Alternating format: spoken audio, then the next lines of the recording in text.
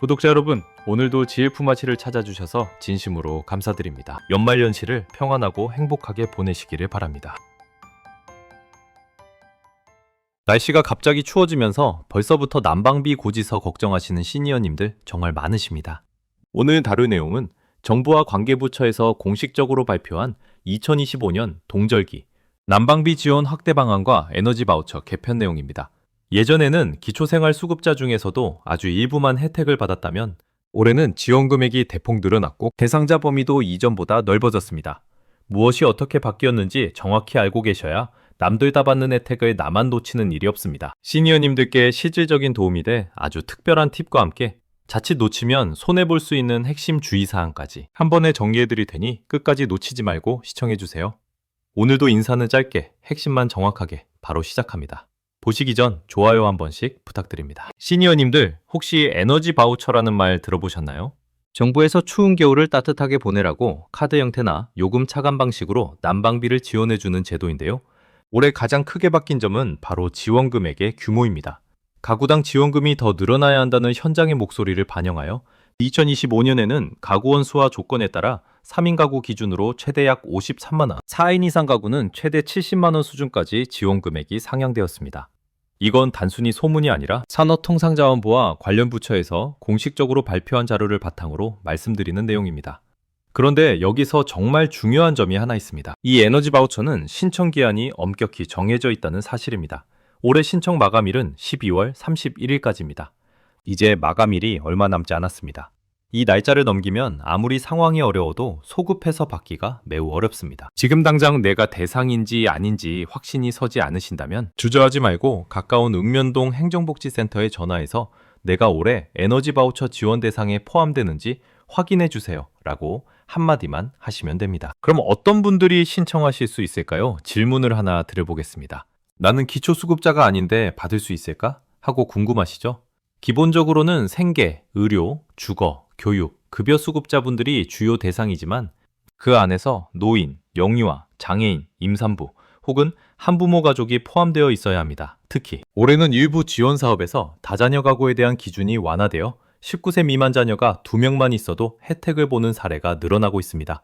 과거에 신청했다가 안타깝게 탈락했던 기억 때문에 포기하지 마시고 올해는 기준과 금액이 많이 달라졌으니 꼭 다시 한번 자격 요건을 확인해 보셔야 합니다. 시니어님들, 여기서 잠깐 실제 사례를 하나 말씀드릴게요. 경기도에 사시는 한 시니어님께서는 작년에 대상자가 아니라는 안내를 받고 올해도 아예 포기하고 계셨다고 합니다. 그런데 알고 보니 올해 기준이 조금씩 조정되면서 에너지 바우처를 새로 받을 수 있게 된 사실을 뒤늦게 아셨고 제가 알려드린 대로 주민센터에 방문해서 50만 원 넘는 혜택을 챙기셨습니다. 만약 이 정보를 모르고 그냥 지나쳤다면 수십만 원이라는 큰 도움을 그냥 날릴 뻔하신 거죠. 이처럼 정부 정책은 매년 세부 기준이 변하기 때문에 작년에 안 됐다고 해서 올해도 무조건 안 될 거라 생각하시면 절대 안 됩니다. 두 번째로 챙기셔야 할 것은 도시가스 요금 경감제도입니다. 이건 에너지 바우처와는 별개로 운영되는 아주 효자 같은 제도인데요. 도시가스 회사에서 직접 요금을 할인해주는 방식입니다.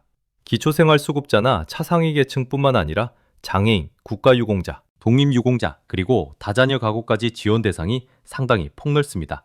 특히 동절기인 1월부터 3월 사이에는 경감, 폭이 평소보다 커져서 가구 조건과 사용량에 따라 한 달에 많게는 14만 원대까지 요금 부담을 덜 수 있습니다.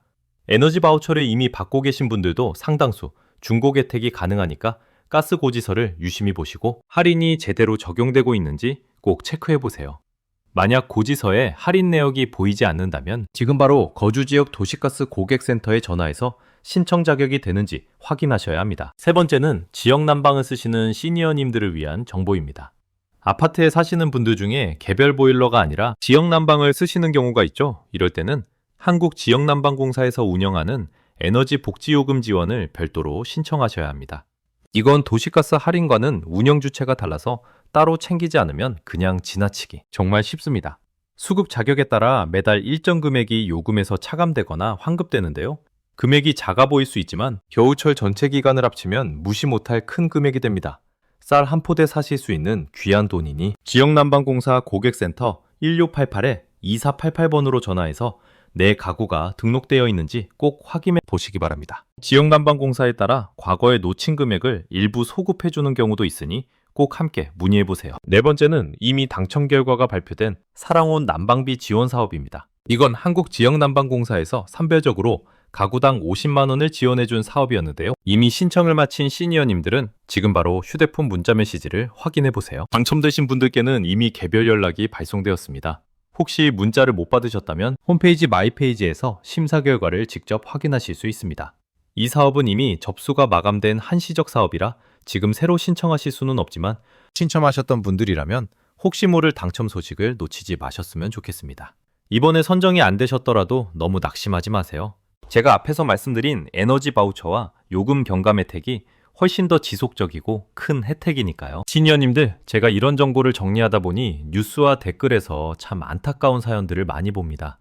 어떤 분은 인터넷 신청이 너무 복잡해서 포기했다고 하시고 어떤 분은 주민센터 전화 연결이 안 된다며 답답해 하십니다. 맞습니다. 정부 혜택이 늘어나는 건 참 좋은데 정작 우리 시니어님들이 신청하기에는 절차가 까다롭고 문턱이 높은 게 현실입니다. 온라인 신청이 어려우면 자녀분들에게 도움을 청하거나 그것도 여의치 않다면 신분증 하나만 들고 행정복지센터를 직접 방문하시는 게 가장 확실하고 빠릅니다. 가서 난방비 지원금 신청 자격이 되는지 확인하러 왔습니다 라고 말씀하시면 담당 공무원이 안내해 줄 겁니다. 방문하실 때 본인 명의의 휴대폰과 최근 요금고지서 한 장을 챙겨가시면 상담이 훨씬 수월합니다. 여기서 많은 분이 궁금해하시는 점을 질문과 답변 형식으로 정리해 드릴게요. 첫 번째 질문입니다. 에너지 바우처 카드는 어디서 써야 하나요? 이 카드는 국민행복카드라고 불리는데요. 전기, 도시가스, 지역난방 요금을 결제할 수도 있고 등유나 연탄, LPG를 파는 가맹점에서도 사용할 수 있습니다. 두 번째 질문입니다. 이미 작년에 받았는데 올해 또 신청해야 하나요? 다행히 작년에 받으셨던 분들 중에 자격 요건에 큰 변동이 없다면 자동으로 신청이 연장되는 경우가 많습니다. 하지만 이사를 하셨거나 가구 원수에 변화가 생겼다면 반드시 새로 신청하셔야 합니다. 안전하게 확인 전화 한번 해보시는 것이 가장 좋습니다. 시니어님들, 최근 인터넷이나 유튜브를 보면 전 국민에게 현금 100만 원을 준다는 식의 자극적인 정보들이 떠돌기도 합니다. 하지만 그런 내용은 사실이 아닐 가능성이 매우 높습니다. 오늘 제가 말씀드린 내용은 산업통상자원부와 보건복지부가 운영하는 실제 제도들입니다. 정부 보도자료를 보면 올해는 사각지대 없이 지원을 넓히겠다고 강조하고 있지만 이 모든 제도는 본인이 직접 신청해야 받는 신청주의를 원칙으로 합니다. 내가 챙기지 않으면 나라가 알아서 챙겨주지 않는다는 뜻입니다. 세금 꼬박꼬박 내고 열심히 사셨던 시니어님들이 당연히 누려야 할 복지 권리입니다. 주변에 혼자 사시는 이웃분이 계신다면 이 정보도 슬쩍 알려주세요. 올해 난방비 지원 기준이 바뀌었다는데 주민센터 한번 확인해보세요 라고 말이죠. 드디어 기다리셨던 오늘의 핵심 팁을 드릴 시간입니다. 시니어님들이 가장 많이 실수하시는 주의사항과 함께 알아두면 돈이 되는 꿀팁을 지금 바로 알려드리겠습니다. 첫 번째 팁은 바로 대리 신청입니다. 본인이 거동이 불편해서 못 가신다면 가족이나 친척, 심지어 사회복지사가 대신 신청할 수도 있습니다. 대리인 신분증과 필요한 서류만 있으면 되니 너무 걱정 마세요. 두 번째 팁은 이전 거주지 주소 확인입니다. 혹시 최근에 이사를 하셨다면 이사 간 곳의 주소지로 정보 변경을 꼭 하셔야 혜택이 끊기지 않습니다. 주소지가 옛날 집으로 되어 있으면 지원 혜택이 엉뚱한 곳으로 배정될 수 있습니다. 마지막 세 번째 팁은 바우처 잔액 확인입니다. 에너지 바우처는 현금이 아니라 포인트 형태라 사용기한이 지나면 자동 소멸됩니다. 보통 내년 5월경에 잔액이 사라지니 남은 금액 없이 알뜰하게 다 쓰셔야 손해를 안 보십니다. 남은 잔액은 전용 홈페이지나 콜센터에서 언제든 확인 가능하니 잊지 마세요. 오늘 내용을 간단히 정리해드리겠습니다. 첫째, 가구 조건에 따라 최대 70만 원 수준까지 지원되는 에너지 바우처는 12월 31일까지 반드시 신청 여부를 확인해야 합니다. 마감일이 얼마 남지 않았으니 서두르셔야 합니다. 둘째, 도시가스와 지역난방 요금 할인은 별도 제도이니 고지서를 체크해 보시고 안 되어 있다면 따로 신청하셔야 합니다. 셋째, 모든 지원은 대상자 조건에 맞아야 하며 신청한 사람에게만 주어지니 지금 바로 움직이셔야 합니다. 지인분들이 몰라서 손해보시는 일이 없도록 카카오톡으로 이 정보를 꼭 전해주시기 바랍니다. 최신 정보를 놓치지 않으시려면 구독과 알림 설정을 꼭 확인해 주시고 댓글로 공유합니다 라고 남겨주세요. 시니어님들의 노후가 더 행복하고 풍요로워지도록 돕는 채널 GF맛이었습니다. 오늘도 끝까지 시청해 주셔서 진심으로 감사합니다.